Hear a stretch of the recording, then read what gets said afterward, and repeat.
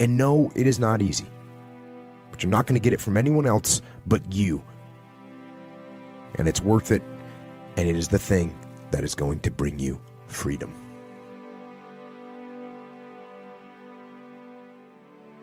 There's things that you know you're supposed to do as a human being. Things that you know are going to improve your life. Do those things. There's things that you know are going to make you a worse person and make your life worse. Don't do those things. Don't do the things that are making you weaker. Start doing the things that are going to make you stronger and smarter and faster and healthier and going to make you a better human being. I always say that discipline is the root of all good qualities. But you have to absolutely apply it to things outside of just waking up early. It's everything. It's working out every day, making yourself stronger and faster and more flexible and healthier. Discipline is eating the right foods to fuel your system. It's about disciplining your emotions so you can make good decisions. It's about having the discipline to control your ego so your ego doesn't get out of hand and control you. It's about treating people the way you would want to be treated. And doing the tasks that you don't necessarily want to do, but that you know will help you or help your team. It's about facing your fears.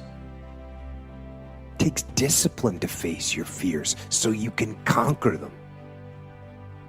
And that's what discipline is. Discipline means taking the hard road, the uphill road, to do what's right for yourself and for other people. It's so often the easy path that calls to us to be weak for that moment, to break down for that moment, to give in to the desire and the short-term gratification. But the discipline will not allow that. The discipline calls for strength and fortitude and will. It won't accept weakness. It won't tolerate another breakdown. The discipline can seem like it's your worst enemy. But the reality is, discipline is your best friend. It will take care of you like nothing else can. And it'll put you on that path. The path to strength and health and intelligence and happiness. And most importantly, it'll put you on that path to freedom. It is work to maintain the discipline. That's what it is, work. Maintaining the standard. Giving no slack, none. That's the discipline. That's the discipline, and it is hard. And if there's one thing I would say that does make it easier, it's to envision what it feels like when you're done. What it feels like after you've worked out, or you've held the line on your food intake, or you've pushed through some monotonous project that you have to do, and all those things. When they're done, they feel good.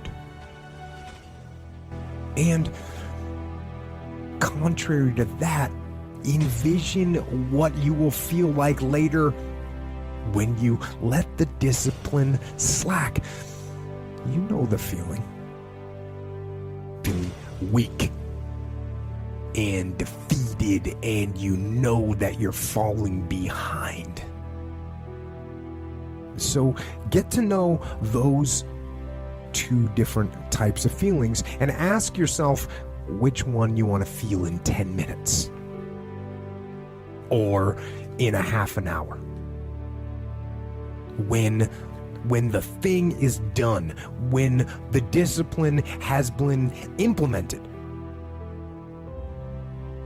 remember what that feels like, and then remember that those minutes and those hours, they turn into weeks and months and years, and holding the line in those critical minutes will put you in an infinitely better place physically and mentally if you maintain the discipline.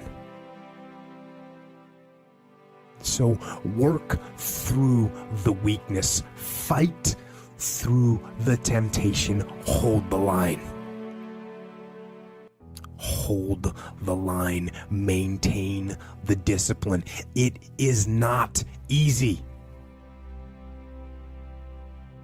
but it is worth it. You don't get discipline from an external source. You have to get it from you. That's what self-discipline is. You get it from yourself. You get it from you.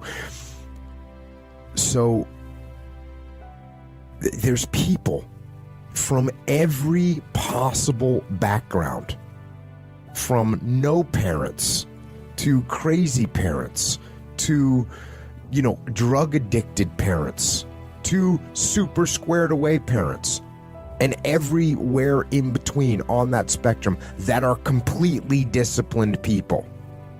More disciplined than anyone I know. It doesn't come from your parents. You don't inherit it. And there's another piece here. It's called ownership, right? It's called ownership. And if you want to blame other people for the problem, and I say this all the time, if you don't take ownership of the problem's not going to get solved. So if you blame your parents for not having raised you in a disciplined environment, you're not going to solve that problem. You're looking at your parents saying, if you would have done a better job being more disciplined for me, I would be more disciplined now. So that means you can't do anything. The fact of the matter is it's wrong. You actually can do something, and it doesn't matter how your parents raised you and brought you up. You can have the discipline you need to decide to do it. So as long as you're blaming other people, I mean, if you blame me for not discussing it, you blame me for having zero idea what that experience is like, you blame your parents for not raising you this way, as long as you're blaming other people, as long as you're counting on other people to give you discipline, as long as you do that, you will not have it. You want to be more disciplined? Get after it. That's it, man. Get up early, do some kind of workout, eat good foods, clean your room, make a list of things that you're supposed to do in your life, and then wake up in the morning and do those things that you put on the list. That's what discipline is. And no, it is not easy. But you're not going to get it from anyone else but you. And it's worth it. And it is the thing that is going to bring you freedom.